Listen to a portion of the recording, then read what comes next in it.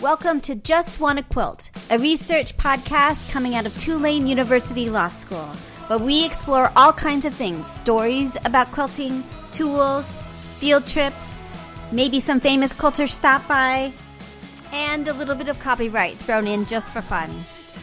I'm Elizabeth Townsend Guard. I'm a law professor at Tulane University Law School, and I just wanna quilt. So Kathee Nelson is our guest today, and she is the most organized guest we have ever had. That is definitely an award. She made a Pinterest board with subboards for us so that when we were going through everything, we were totally organized. It was incredible. It was remarkable. I so need to learn how to be organized like she is. She also talks about her artistic work, her quilting life, her Three Sisters Challenge, meaning there's three of them, Three Sisters Challenge. It's super awesome. And I hope you enjoy, a little bit about fabric dyeing. It's great. I hope you enjoy it. And I think one of the most interesting part of the podcast is while we are talking, I think she gets a message from her son that he is engaged. So listen for that. So say hello so we can check the levels.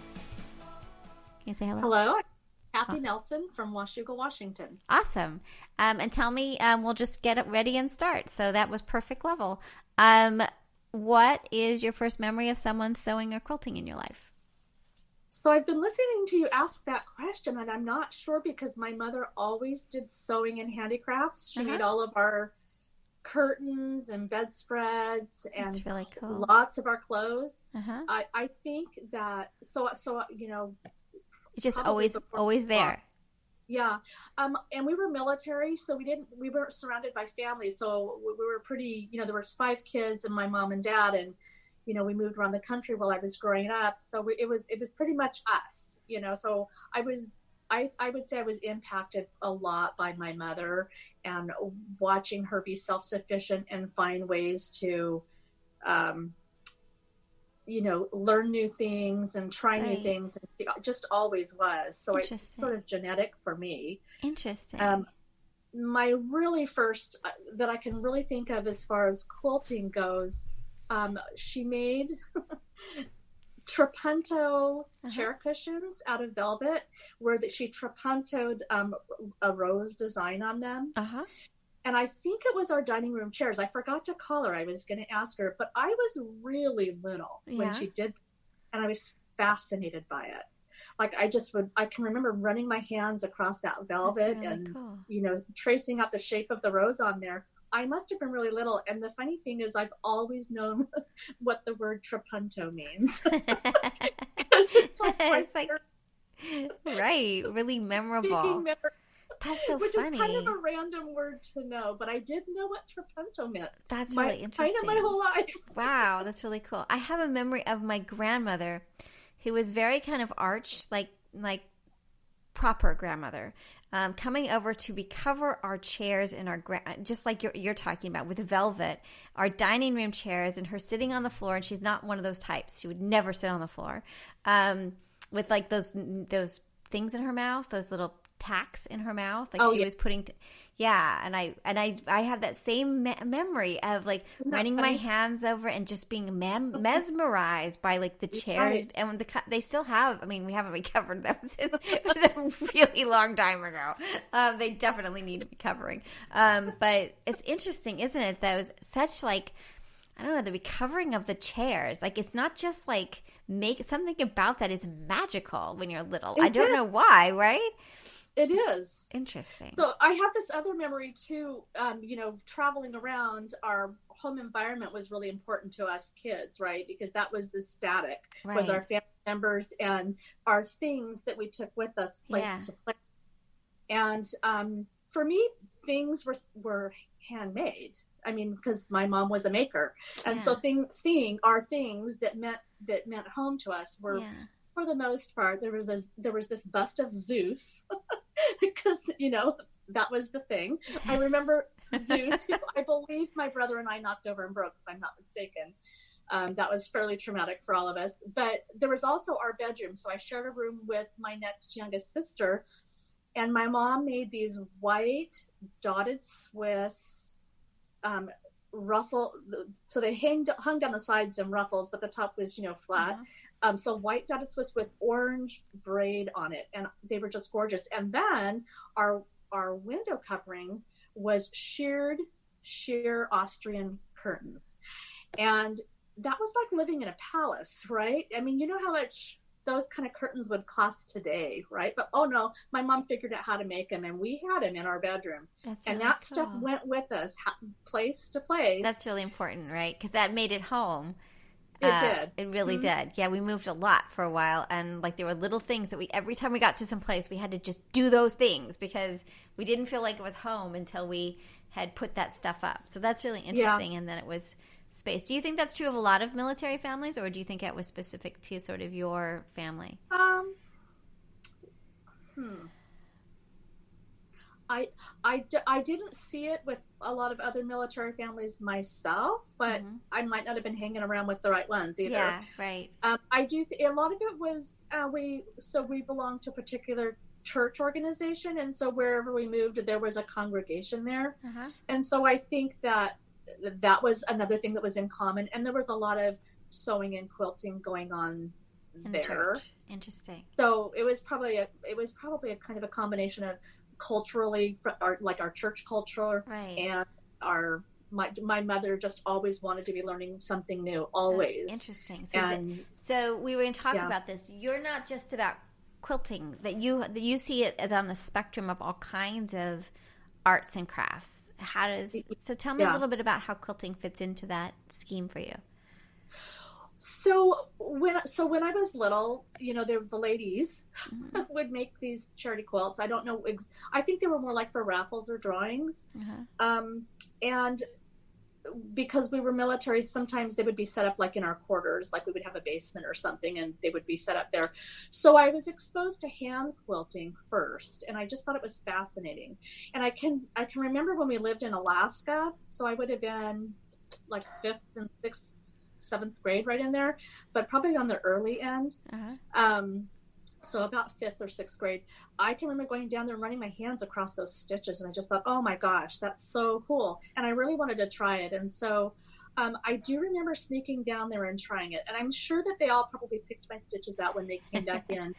But I do remember doing it, and I really liked it. I liked really taking a plain thing and doing something to it and making it into a new, better thing. Right. Does that make sense? It does make sense. Or just the creative component of putting yourself into whatever that base thing is. So that's why I kind of gravitated into other things. I learned how to embroider. I think I was 10 when I took my first knitting. My mom put me in knitting classes. I was really shy, and so that was how I socialized, was taking classes. I babysat for an artist while we were living in Alaska, and she gave me free charcoal drawing art lessons. That's so cool. And I did, it was just like things that I did, and it didn't seem unusual to me because my mom was always doing that kind of stuff. Right. Yeah. So as an adult, I crocheted and I did some knitting. I kind of gravitated into crocheting.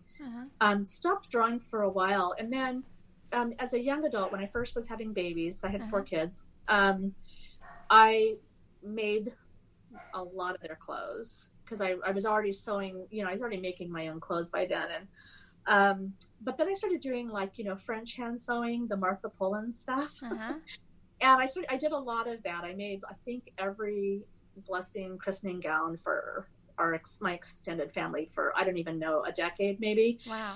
And then, but I still had that kind of, I wanted the color and putting my hands in it.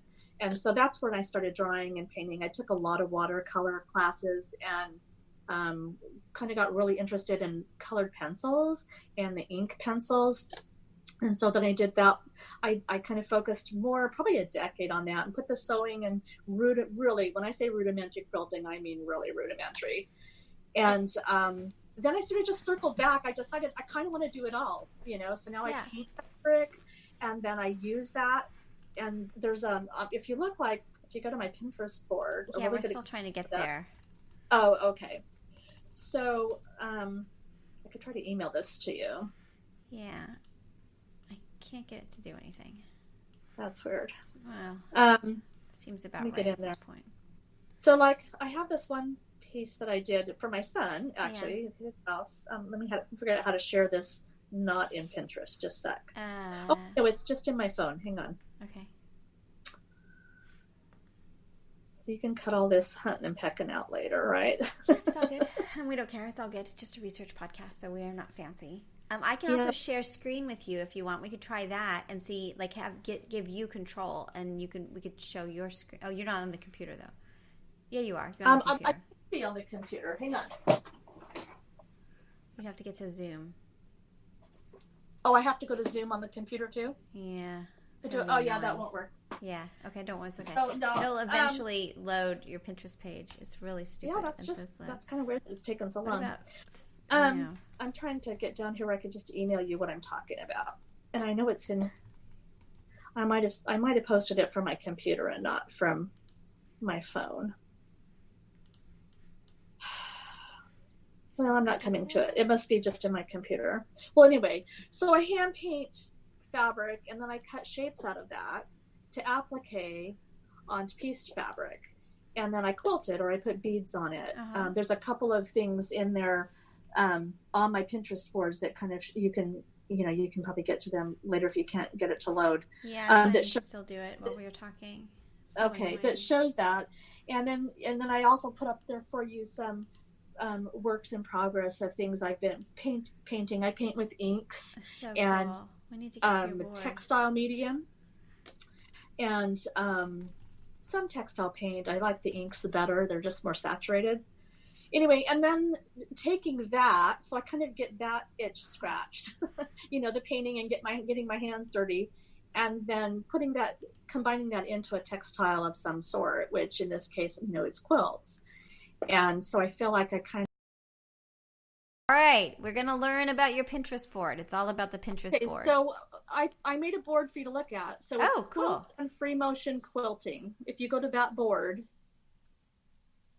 You are so cool. All right, I don't see it.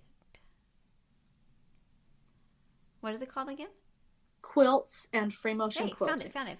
I'll follow it. Okay. And then there's some subboards under there, so I kind of broke it up by category. So cool. Look at this.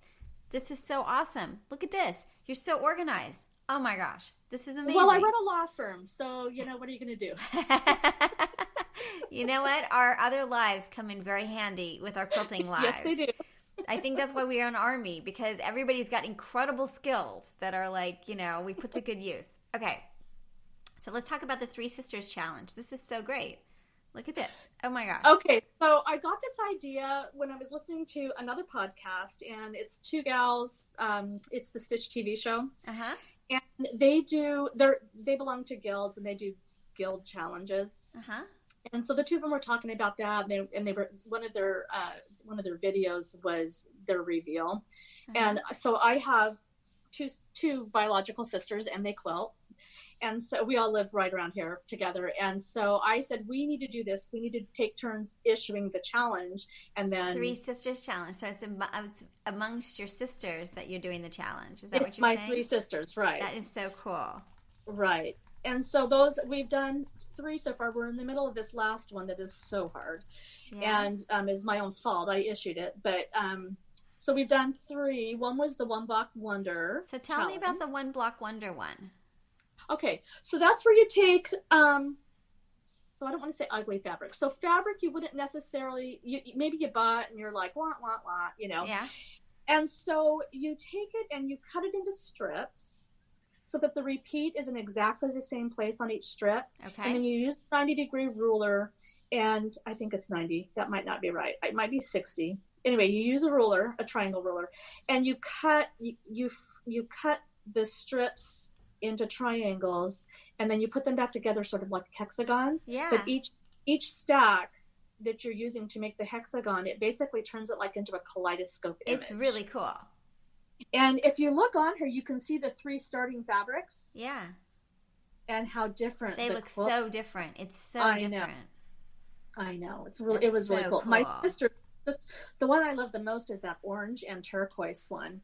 It's really and cool. her starting fabric was almost like a Hawaiian print